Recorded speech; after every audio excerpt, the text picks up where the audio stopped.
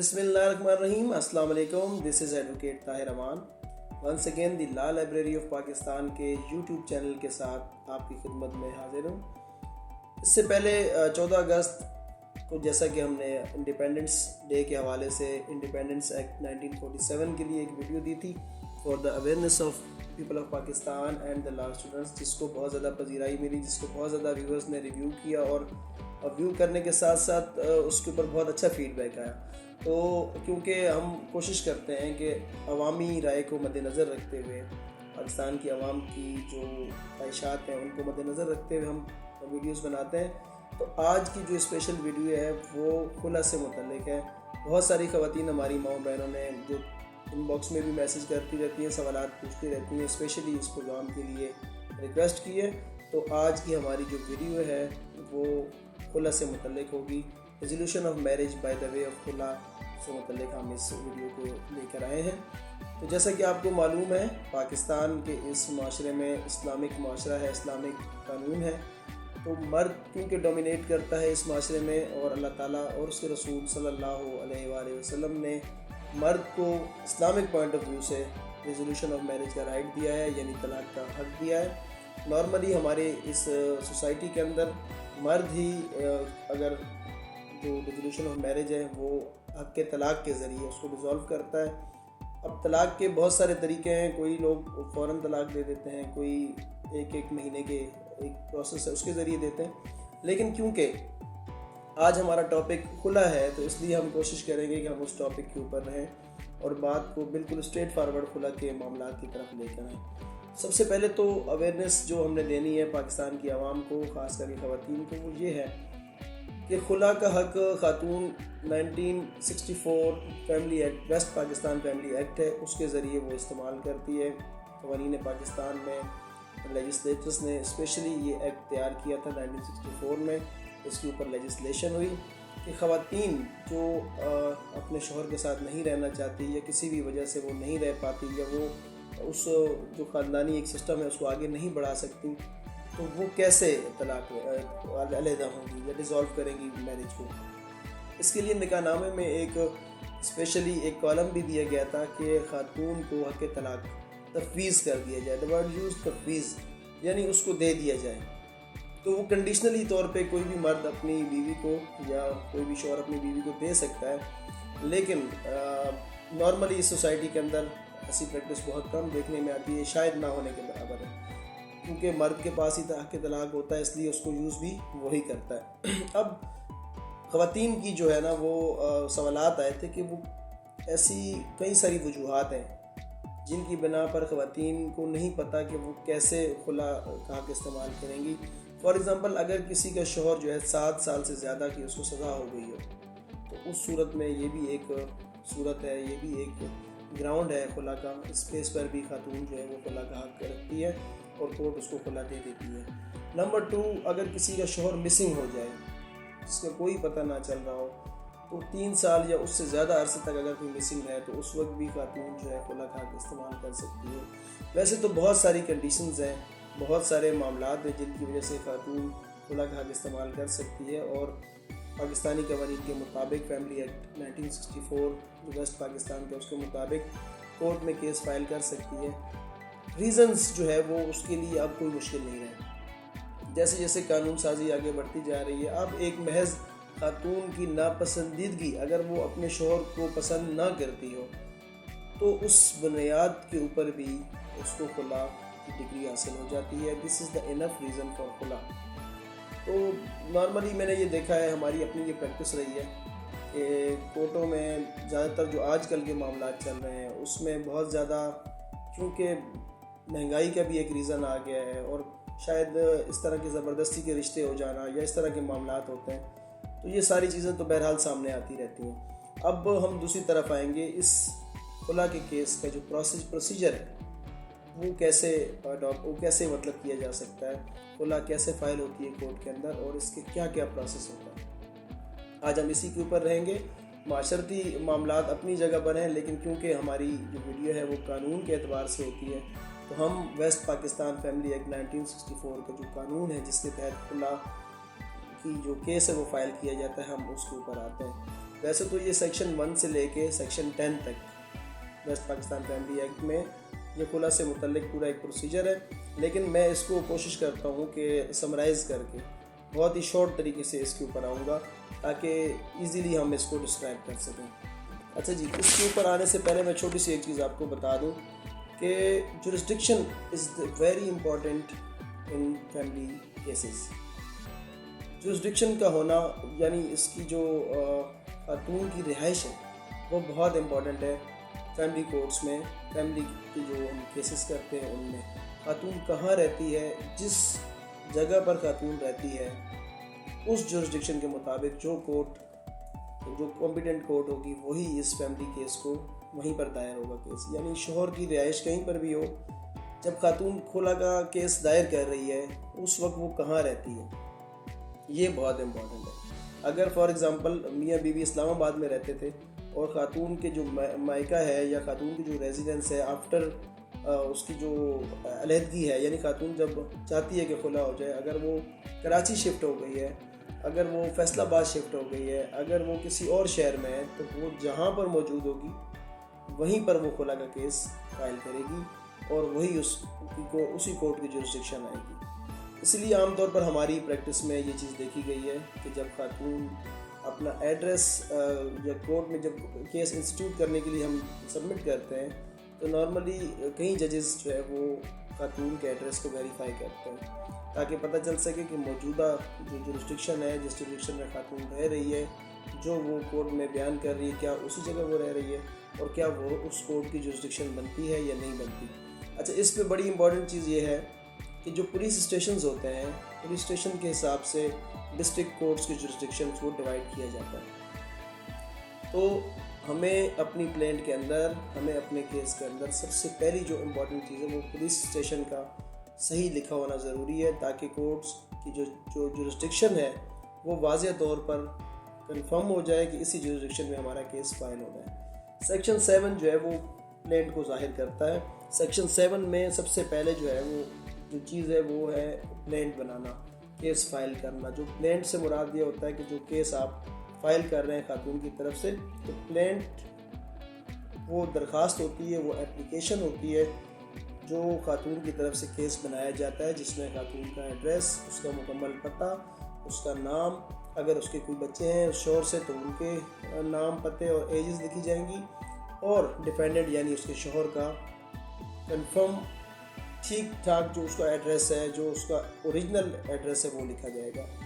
وہ نکاح نامے سے بھی لیا جا سکتا ہے، وہ ایڈریس جو ہے اس کے شناختی کارڈ سے بھی لیا جا سکتا ہے، وہ ایڈریس خاتون ہی اوبیسلی بتائے گی کہ اس کا شوہر کہاں رہتا ہے تو وہ ایڈریس بھی لکھا جائے گا۔ اس کے بعد یہ بیسک کیس ہوتا ہے dissolution of marriage by the way of خلا۔ اس میں نکاح کی ڈیٹ، کب نکاح ہوا اور کب علیحدگی ہوئی، یعنی کب خاتون جو ہے اس کا گھر چھوڑ کے آئی یا اس نے گھر سے نکال دیا، وہ ڈیٹیل لکھی جائے گی۔ ڈاور اماؤنٹ کتنی ہے اور وہ ڈاور اماؤنٹ یا ڈاور میں جو بھی چیز ہے وہ خاتون کو مل چکی ہے یا نہیں ملی ہے، یہ چیزیں بھی وہ ڈیفائن کرے گی، اس کے اندر وہ لکھے گی باقاعدہ طور پر۔ پھر جو ہے کیس آگے بڑھے گا، اس میں پھر وہ ریزنز لکھے گی، فیکٹس لکھے گی، کچھ ریزنز گراؤنڈز لکھے گی جو کہ کس بنیاد پہ اس کو خلا چاہیے۔ جورسڈکشن لکھی جائے گی اوبیسلی کہ کس جورسڈکشن میں وہ رہائش پذیر ہے اور یہ کیس اسی لیے اس کورٹ میں، اسی کورٹ کی جورسڈکشن بنتا ہے، اس لیے یہاں فائل کیا جا رہا ہے۔ اور آخر میں پریئر ہوتی ہے، جیسا کہ ہم لا اسٹوڈنٹس بھی جانتے ہیں، اس میں نارملی لکھا جاتا ہے کہ ہمیں خلا کی ڈگری جاری کر دی جائے، جو ہماری عرض ہے، جو ہماری ریکویسٹ ہوتی ہے آنریبل کورٹ سے۔ کورٹ جب اس کیس کو انسٹیٹیوٹ کر لیتی ہے سیکشن 7 میں،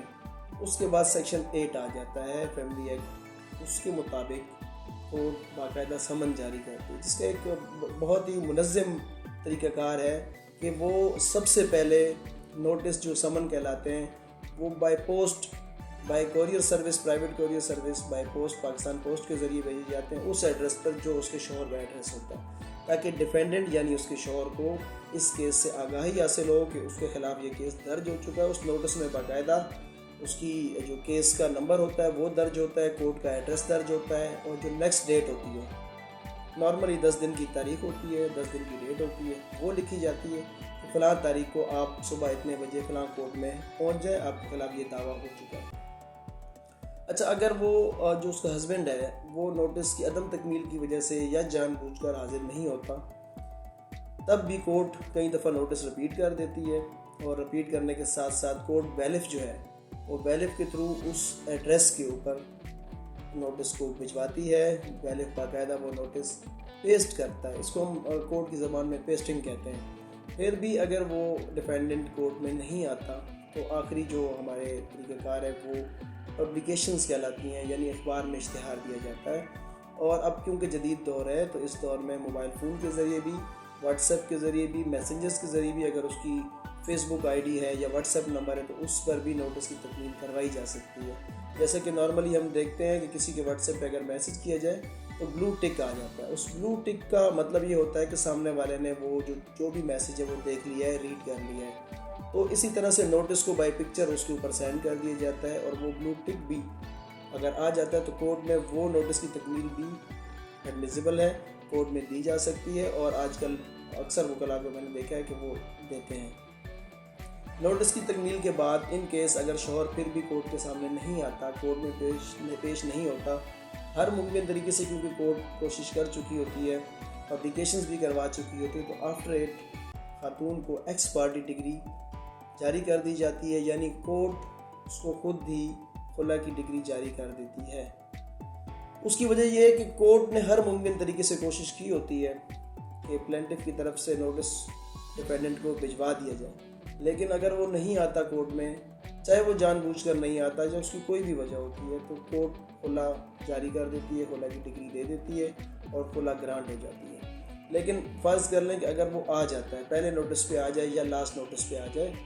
تو وہ جب کورٹ میں پہنچ جاتا ہے اپنے وکیل کے ذریعے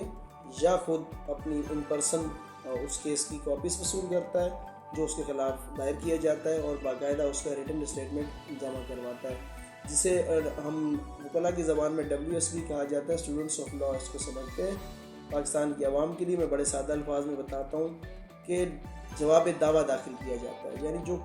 جو کیس آپ کے خلاف دائر ہوا ہے اس کا جواب داخل کیا جاتا ہے، اس کے جو گراؤنڈز اور فیکٹ بیان کیے جاتے ہیں ان کے مطابق پیراگراف ٹو پیراگراف جواب دیا جاتا ہے کہ کیا اس نے صحیح لکھا ہے اور کیا اس نے غلط لکھا ہے، جو جواب اس کے مطابق بنایا جاتا ہے۔ اس کے بعد جی کورٹ کا پروسیجر یہ ہے کہ کورٹ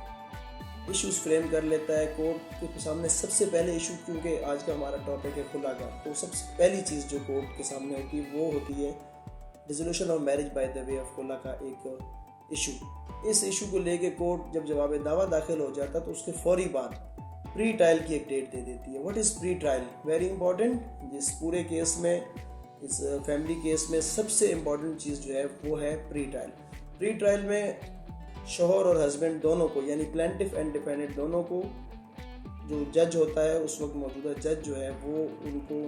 چیمبر میں لے جاتا ہے، اور وکلاء کو وہاں جانے کی اجازت نہیں ہوتی، دونوں طرف کے وکلاء اندر نہیں جاتے، صرف خاتون اور مرد اندر جاتے ہیں۔ وہاں پر جج جو ہے as a human being, humanity کے ناطے اور اسی معاشرے کا حصہ ہونے کے ناطے پوری کوشش کرتے ہیں کہ کسی بھی طرح سے ان کے درمیان ریکنسیلیشن ہو جائے، ان کے درمیان بات چیت ہو جائے، ان کے درمیان صلح ہو جائے، کیونکہ خلا میں ایک بڑی امپورٹنٹ چیز ہوتی ہے، خلا یا صلح۔ This is the word we use always in the court, کہ یا تو خلا ہوگی یا پھر صلح ہوگی، تیسرا کوئی رستہ اس میں نہیں ہوتا۔ تو اگر فیملی کورٹ میں خاتون جو ہے وہ اس وقت جج کی باتیں سننے کے بعد، ریکنسیلیشنز سننے کے بعد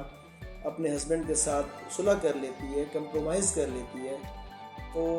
case will be dispose of, اور کیس کو ختم کر دیا جاتا ہے اور دونوں کی صلح ہو جاتی ہے۔ اگر وہ صلح نہ ہو، کسی بھی صورت خاتون نہیں مانتی کہ میں نے اپنے شوہر کے ساتھ رہنا ہے، دین پری ٹرائل جو ہے وہ اوبویسلی کورٹ ڈیسائیڈ کر دیتی ہے، اور کورٹ اس کے بعد خلا گرانٹ کر دیتی ہے، خلا کی ڈگری جاری کرنے کا آرڈر کر دیتی ہے۔ خلا کی ڈگری اگر ایک دفعہ جاری ہو جائے تو اس کے خلاف کوئی اپیل نہیں ہو سکتی۔ نارملی لوگ یہ سمجھتے ہیں کہ شاید اس سے بڑی عدالت میں چلے جائیں گے تو خلا واپس ہو جائے گی، ایسا نہیں ہوتا۔ خلا واپس کرنے کا صرف ایک ہی طریقہ کار ہے، وہ ہے صلح۔ اگر ڈگری جاری ہونے کے بعد ود ان 90 days صلح ہو جائے تو وہی کورٹ اس کی جو ڈگری ہے وہ منسوخ کر دیتی ہے اور کمپرومائز دوبارہ ایڈمٹ کر لیتی ہے، دونوں کے درمیان صلح ہو جاتی ہے۔ اسلامک پوائنٹ آف ویو سے خلا جو ہے وہ ایک طلاق ہے، جو ہماری ایپیلیٹ کورٹس ہیں، جو ہماری ہائر کورٹس ہیں، ان کے بھی کافی سارے فیصلے موجود ہیں کہ خلا از اے ون طلاق، ایک طلاق ہوتی ہے اور اس کے بعد ری جوائننگ ممکن ہے۔ عدت پیریڈ اگر گزر جاتا ہے تو اس کے بعد خاتون آزاد ہے، خاتون چاہے تو فردر نکاح کر لے، اگر وہ نکاح نہیں کرتی تو وہ کسی بھی ٹائم پہ اسلامک پوائنٹ آف ویو سے اپنے شوہر کے ساتھ جس سے وہ خلا حاصل کرتی ہے اس کے ساتھ صلح کر سکتی ہے۔ یہ اسلامک پوائنٹ آف ویو سے ایک بات ہے اور کورٹوں میں بھی اس چیز کو ڈسکس کیا جاتا ہے۔ بیسیکلی ہم نے دیکھا ہے کہ خلا کا جو رائٹ ہے، جو ایک طلاق کا رائٹ ہے، کیونکہ اسلامک پوائنٹ آف ویو سے وہ مرد کے پاس ہوتا ہے، لیکن جب ہم خلا کا کیس فائل کرتے ہیں تو خلا میں کورٹ جب خلا کی ڈگری جاری کرتی ہے تو وہ رائٹ آف طلاق ایک قسم کا، ایک مثال کے طور پہ وہ خاتون کے ہاتھ میں دے دیتی ہے۔ یعنی یہ کنڈیشنز ہوتی ہیں اس کے اوپر، اگر خاتون فردر کوئی اور شادی کرنا چاہے تو اس کے لیے پھر کوئی رکاوٹ نہیں ہوتی، آفٹر عدت پیریڈ وہ